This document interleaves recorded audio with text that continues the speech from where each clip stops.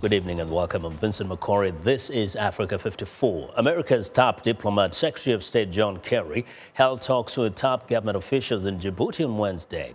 He met with President Ismail, Omar, Guelleh and Foreign Minister Mahamoud Youssouf and thanked them for their assistance to hundreds of Americans who sought refuge from the violence in Yemen. Well, later, Secretary Kerry toured the Salman Mosque and held talks with a group of young Djiboutian leaders. He also visited the U.S. military base Camp Lemonnier, an important part of the American military presence in the Middle East. On Tuesday, Kerry became the first top-ranking U.S. diplomat to visit Somalia. Kerry spoke with reporters in Mogadishu following a meeting with President Hassan Sheikh Mahamoud, saying the U.S. wants to re-establish diplomatic relations with Somalia. The United States will begin the process of establishing the premises for a diplomatic mission in Mogadishu. And while we do not yet have a fixed timeline for reopening the embassy, we are immediately beginning the process of upgrading our diplomatic representation. And I look forward, as does the President, to the day when both the United States and Somalia have full-fledged missions in each other's capital city again.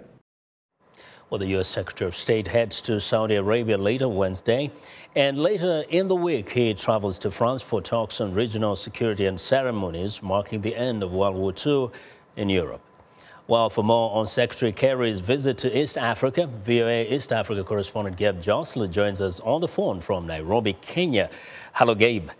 Now, the Secretary's... Yes, let's start with Secretary Kerry's visit to Djibouti. How significant is that?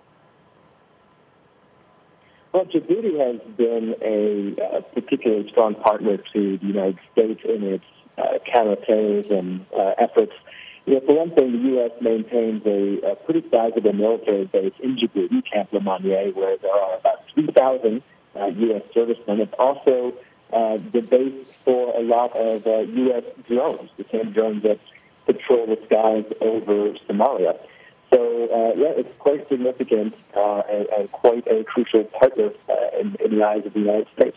Yes, and now his visits to Kenya and Somalia really tackled issues that are so interconnected. Let's talk about the security situation in Kenya in relation to the refugee camp Dadaab. Why was that important? That's right. I mean, Secretary Kerry's visit to Kenya, a lot of his talks with the government focused on the refugee situation. He pledged more American money to support the UN's refugee operations in Dadaab, and also urged the Kenyan government not to forcibly remove some 350,000 Somalis who are living there. So that was a pretty strong message that came from the U.S. It seems that the Kenyan government has heeded that call as well. They sort of backed away from their initial very strong forcible orders against that population. And as you mentioned, these two issues of security and the refugee situation are tightly linked. So I think the U.S., which has been pressing security matters during this trip, also sees that as another advantage.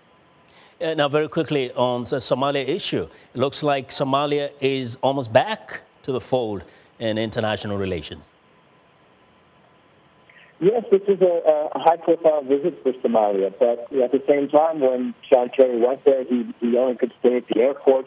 He's behind incredibly tight security because Mogadishu is a volatile place. He said during his comments that he'd like to come back and walk the streets of downtown Mogadishu someday, but they're not quite there yet. Well, Gabe, thank you very much. That's VOA East Africa correspondent Gabe Joselow reporting live from Nairobi, Kenya.